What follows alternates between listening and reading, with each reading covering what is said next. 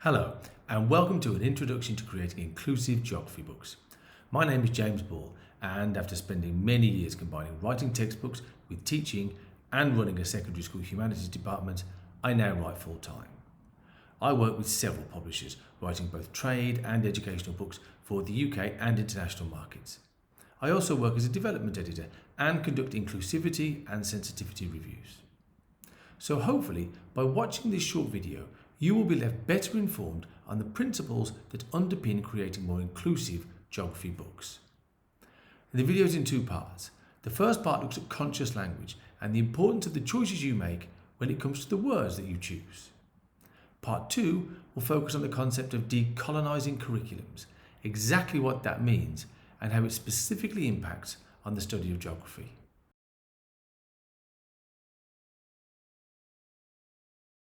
As teachers and educators, we know the importance of choosing the right words and the potential consequences of saying the wrong thing.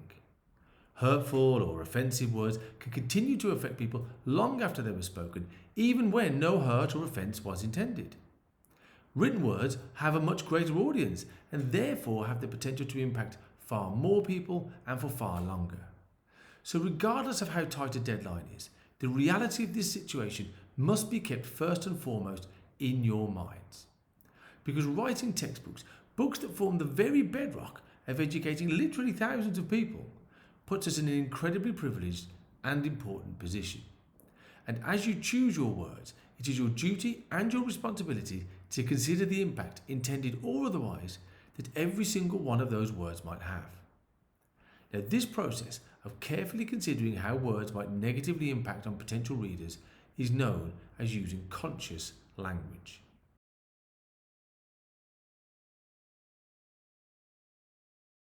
Nobody writing a geography book sets out to offend, but intention is never what counts. It is always how our words or our messages are received. So by using conscious language, we are taking active steps to prevent our writing from negatively impacting on our readers. Now, these considerations are essential in every type of book and in every curriculum area, but they are particularly important when it comes to writing about things such as gender or age, ethnicity, religion, socioeconomic status, and sexual orientation. Now, I'd like to see a geography book that doesn't address any and all of those things multiple times. And this is why incorporating conscious language is so essential when attempting to create an inclusive geography book.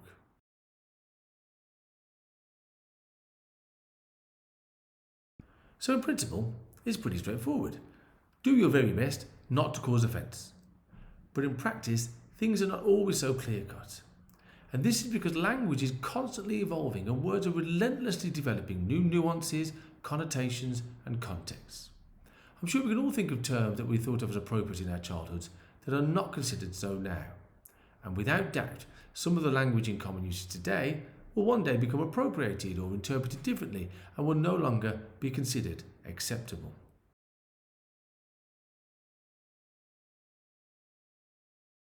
I think this perfectly encapsulates the evolution of language and serves to illustrate that no term is entirely free from criticism.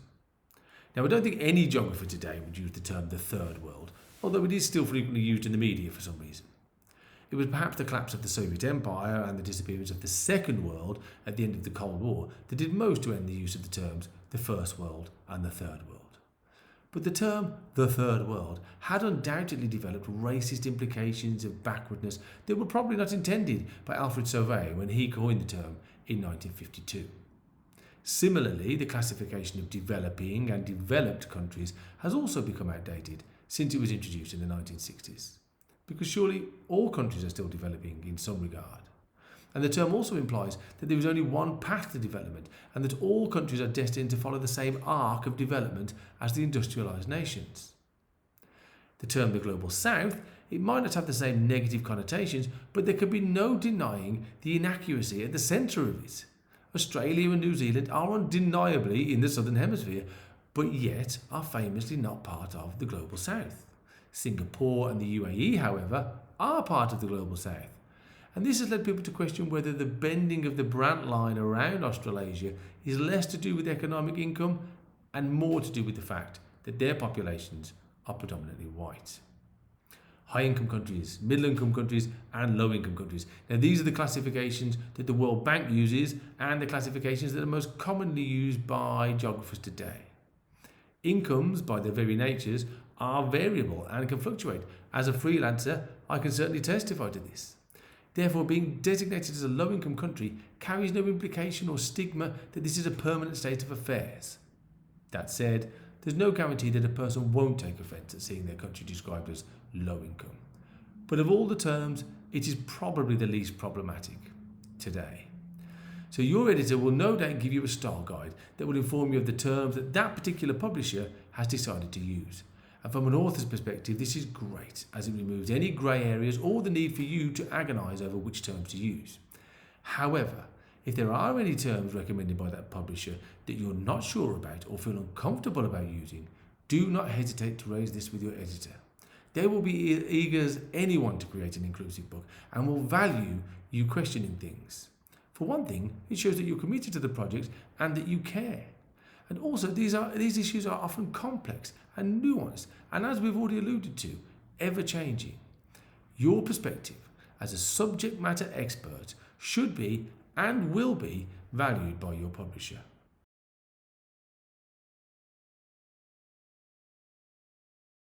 Now, the first thing I would recommend when referring to groups within a population is to avoid the prefix the or the. Using terms such as the poor, the elderly, and the uneducated can be dehumanising and can end up othering people. Using terms such as people on low incomes or elderly people and people with no formal education completely avoids this. Things are slightly more nuanced when it comes to writing about people with disabilities, as there are preferences within those communities. Some people prefer identity first language and would therefore choose the term disabled people. Others prefer person first language, in which case they would choose the term people with disabilities. Now, normally a discussion or exchange of emails with your editor will take place, and you'll come to a decision over which terms are most appropriate and inclusive for your book.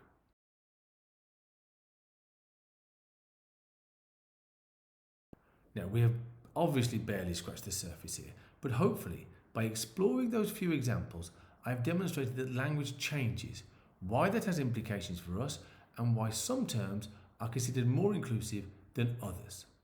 Now, if you'd like to learn more, I would highly recommend the Conscious Style Guide by Karen Yin. It will definitely make your writing more inclusive, and it might even change the way that you look at the world. I'd also check out Crystal Shelley's Conscious Language Toolkits. These come in the form of PDFs that are available to download, and I've included links to both the Conscious Style Guide and the Conscious Language Toolkit in the description of this video.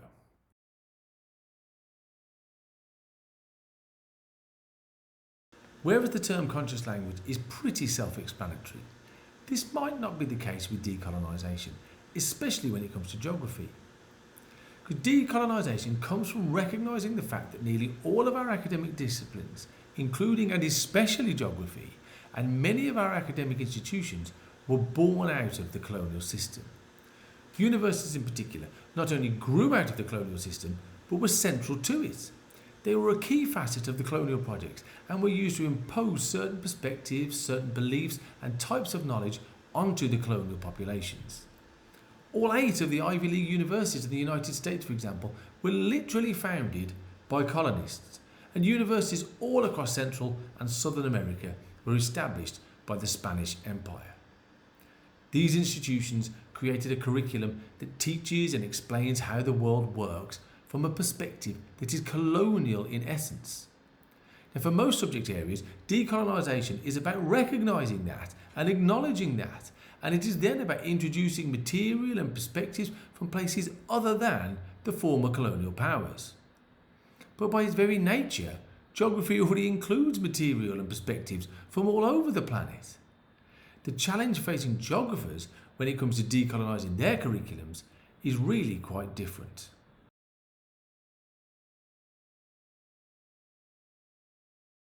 Out of all of the academic subjects, geography is possibly the one that is most steeped in colonialism. As Denise Freeman, the president of the UK's Geographical Association, said, geography's very roots are in divisive colonial practices, the search for land, territorial claims, and the dominance of people over nature. Now, for a variety of reasons that won't be explored in this brief introduction, the assertion is that the impact of colonialism on the world is vast. And yet, in the academic discipline of geography, this impact is all too often underplayed, underemphasized, or even completely ignored. Because although colonialism is not the only force that has shaped and continues to shape the world, the argument is its influence is so all-pervasive that this influence has somehow become invisible. Put crudely, its influence is just dismissed as being the way the world works, or that's the way it is. But consider for a moment any aspect of South, Central, and North America. What parts of their economies, politics, cultures, and societies are not utterly shaped and intertwined with the legacy of Columbus and the so-called Pilgrim Fathers? And then consider how often you see that point explicitly made in a geography text. Or are these enormous colonial impacts just being repeatedly left unsaid? Because it's just the way things are. So, rather paradoxically, or perhaps counterintuitively, I'm not sure which, decolonising a geography book involves incorporating an increased emphasis on the role of colonisation. Decolonisation in geography means including more information about colonisation.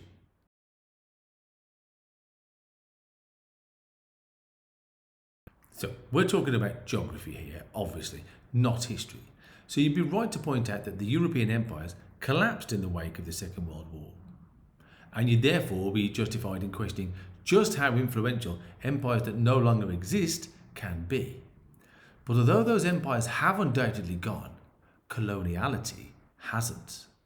Coloniality refers to the mindsets, identities, and structures of power that were established by those empires from the late 15th century onwards. As Professor Nelson Maldonado-Torres, one of the leading figures in decolonial thought, puts it, coloniality survives colonialism. The racial hierarchies of those empires persist, and coloniality is reflected in today's unequal access to formal education, social standing, or property. Now, if you'd like to learn more about coloniality and its many impacts and implications, I highly recommend clicking on the link that I have put in the description that will take you to an interview with Nelson Maldonado-Torres. It's fascinating stuff. Now, in addition to coloniality, so much of a nation's current wealth and state of development is intrinsically linked to its colonial past. Now, whether that's the history of a former imperial power like Britain, France, or Spain, or as an enclave economy like much of South America, or a so-called settler colony that witnessed the arrival of millions of Europeans, it is simply impossible to make sense of the demographics of countries such as Canada, the USA, Australia, or New Zealand without explaining their colonial history. Yet many books omit any reference to it. It's simply assumed that the readers will know. Now, this history doesn't have to be exhaustive, but it is essential that it is included. Now, imagine the book that you're writing includes a case study on Costa Rica's renewable energy sources. A decolonised case study might explain that Costa Rica was a Spanish colony for over 300 years, and through a combination of disease, brutal exploitation, and reprisals by the Spanish, its indigenous population was reduced from around 120,000 people to around 10,000 people. A decolonised case study on Australia's fossil fuel industry might explain that Europeans first arrived there in 1606, or that British people, either as a punishment after being convicted of crimes or as a result of incentives offered by their government, moved to Australia during the 18th, 19th and 20th centuries with the stated aim of establishing a permanent British colony in Australia. These colonists then transplanted European forms of agriculture, society and politics while systematically eradicating the peoples and cultures that inhabited Australia before their arrival. When addressing India's historical record of being a recipient of foreign aid, a decolonised book would include the fact that, as part of the British Empire, the population and territories of India were systematically reorganised in order to create and extract resources for the benefit of Britain, and so on.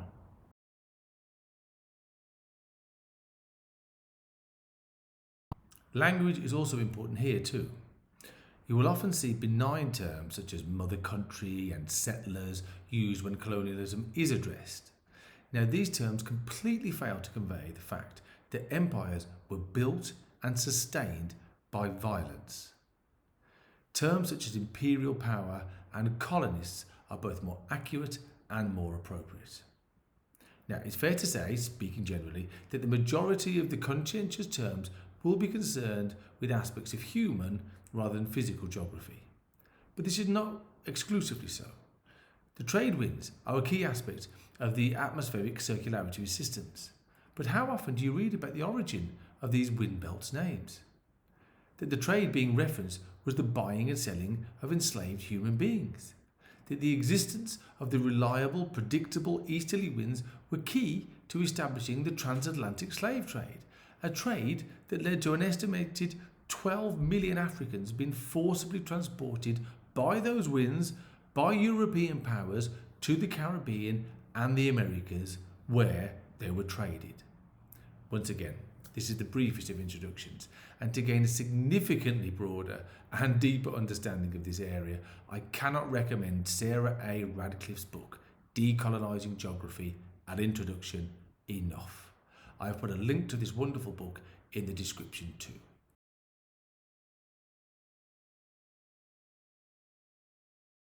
For many of us, writing books is a daunting experience, and I don't want you to think of this as a list of yet more things to worry about getting wrong. You must remember that being an author is anything but a solo pursuit. It might just be your name that appears on the cover, but you will be supported by a whole host of people at your publishers who are all working with you to the same ends.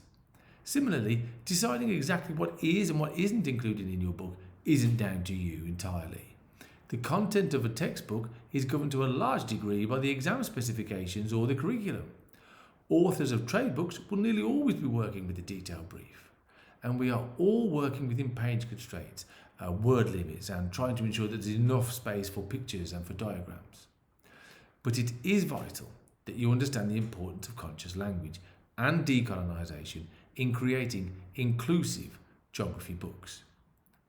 And when you've spent countless hours at the keyboard on your own, it might not always seem like you're part of a team, but always remember that you are. Creating inclusive books will always involve discussions and debates within an editorial team. And hopefully, by watching this video, it has started a process that will lead you to be better equipped to contribute to them. Now, if you're a writer and you would like to have a conversation with me about making your manuscript more inclusive, I'll be delighted to hear from you. Or if you're a publisher who would like an inclusivity review or a consultation, please do get in touch.